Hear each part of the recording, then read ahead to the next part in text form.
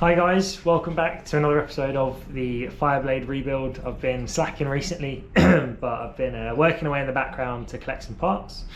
Some of it's quite hard to come by to get my track bike to the next level, if you like, to get it to the rolling chassis. So a quick update or summary of where we are. The bike is currently on axle stands. It's got rigid foot pegs because it's a track bike. So it's on axle stands, it's not supporting its own weight at all, and there's no wheels in the bike. So I've had quite a lot done. I've had the wheels taken off, powder coated, pure white. Quick video of me tidying those up. I've now got some sticky track tyres on. And then most importantly, I've now got a rear shock. I had a rear shock and I sold it because I bought an Öhlins, and then that was a scam. Then I bought another Öhlins, that was also a scam. Finally I found a Mupo, which is the model number is an AB2. It's got a remote reservoir. It's got hydraulic preload. It came from a guy called Pascal, I think, in the Netherlands. Thank you, Pascal, if you're watching. You're a bloody hero. So this is the biggest update. It's this rear shock. Amazing bit of kit. You can screw this in and out, and it does just adjust the preload. Something I've never had before. I've always been there with my C-spanners, tightening up this nut to change the height of the shock. It's got a lovely pink coating on the actual stanchion in there, which is probably bloody expensive. But yeah, it's a nice looking thing. It's got the remote reservoir, which I think is what you need, slightly more track focused. The bike itself, yeah, there's a lot of untidiness in here, a lot of wires and stuff. That's all going in this tray. I've got the super light battery. Over here we've got new brake lines for the front. These are Venhill. I've never had one before with this T in the middle. So normally you just run two from the master to each caliper. This has got one banjo to a T to another two singular banjos on the calipers. That's new. Titanium bolts that have been race drilled to wire them up. We've got new SBS sintered race pads in here to go in. So we've got enough to make the front brake system work. Obviously got the radial master cylinder. We're largely on our way. I've gone for Michelin Power Cup 2 tyres.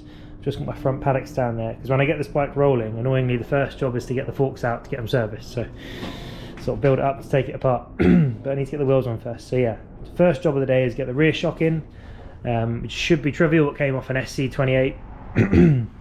And then I've got some jack up kit things for the rear to make the bike slightly higher. The length of the shock is adjustable as well, so I can make it even higher if I really want. I don't think I need that. And yeah, do a little montage of me putting it back together. This wee piece of piss, this, just putting wheels and suspension in. And then eventually I'll be able to roll it out, take a picture of it on my driveway. Just a bit of a, for me, that's like a fork in the ground. When your bike's rolling with all the pretty stuff on it, you're like, right, now it's just prettying it up. Need to get some fluids in it, run it up, but today I haven't got a lot of time. It's like Sunday afternoon. Just popped down from Cambridge. Main thing is I'm going to bring this bike up to where I live in Cambridge, so I can work on it in the evenings and do a lot of the tidying up jobs.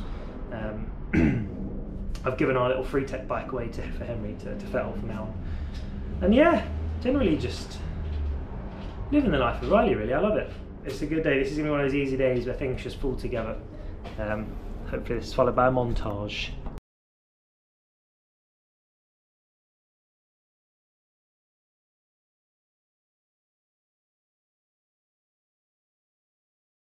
It's not all plain sailing with a shock. I don't actually know what I'm doing.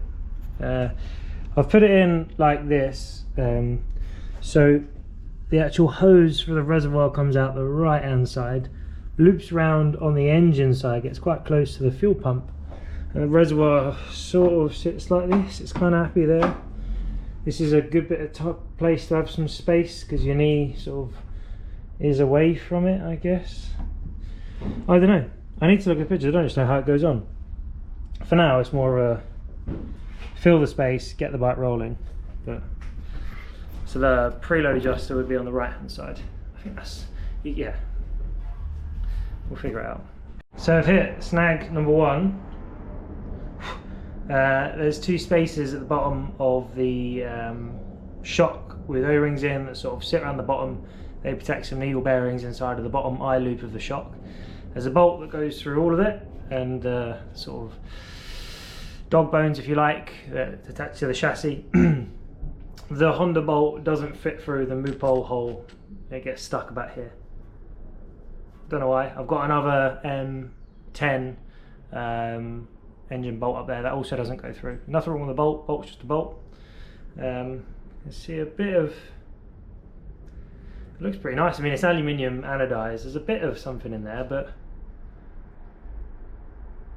it's clearly enough to stop it sliding through. Bit annoying, so I've really got to get this through today, and I don't have any tools on me, proper tools. I don't have any like files or anything, so struggle away, try and get this through, but a bit frustrating, to be honest. In the absence of a file, I have got some grinding paste and a spare bolt, so I put that grinding paste on the bolt, rub it through until it clears. Bit of bumhole back garden engineering fee there, but it will work. We'll get this on. There you go, that's got it. Didn't take much, only used fine grade. There you go. Lovely interference fit.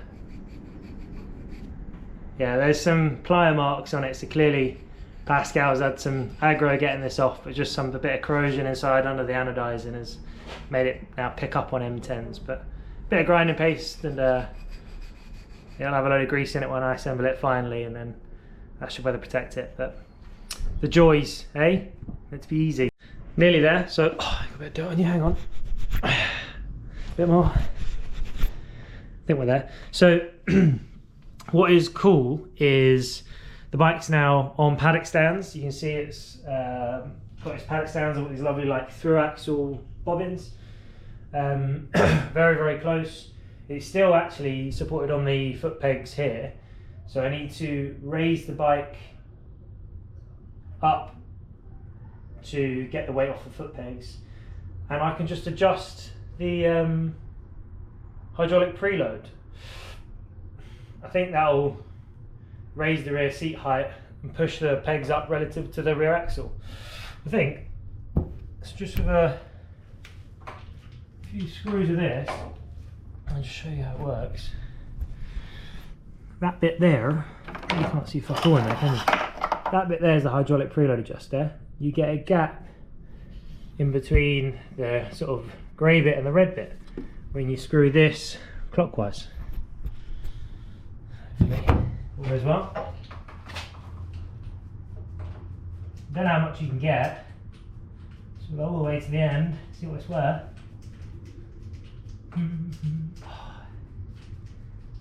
Pop out over this. Big forearms you have, Ryan, how suspicious. Yes, this comes to a hard stop eventually.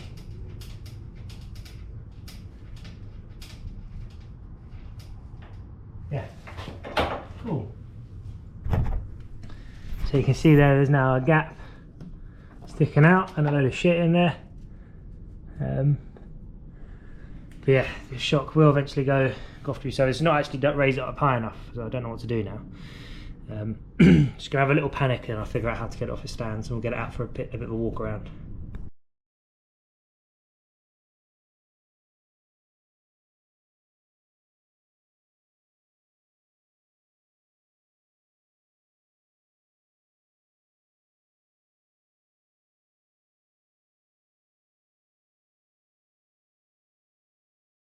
And there she is. Get off it. You're ruining the look. Get off it. No, I'm joking. That's my girlfriend. It looks good. That's it. She's all together. It's actually randomly a little bit of sun. The weather's been absolutely shit for a while, but she's not, obviously she's hanging together. There's bits of shit everywhere. It does need a lot of work to get it tidy. That's actually an SC33 seat unit. It's the wrong one. It's got the two slits. I know. I expect you to be angry in the comments, but I've got a chain for it. Just need to pop it on. I didn't go for a lightweight chain. Just going for like a one grade lighter than this stock, I think. But yeah, new suspension in. Got the rising rate linkage in at the rear. It's nice when you make something super clean. There's a few scuffs on the frame here. It's not the prettiest thing in the world actually, but it's just going to look purposeful. I think that's what I'm going for, just something that looks minimalist, light, angry, and just go have some fun on it really. Don't worry about it too much. Didn't have enough time to do any brake lines and stuff because just seeing family and stuff. Brother's had a baby, all the usual. Chloe bought a house. It's been a busy week. Yeah, I'll pop this up online and like it, and don't do like and subscribe it. Just go and build your own 90s motorbike and have a good time on it. That's the life advice from this one, kids. Love you, bye. Boop.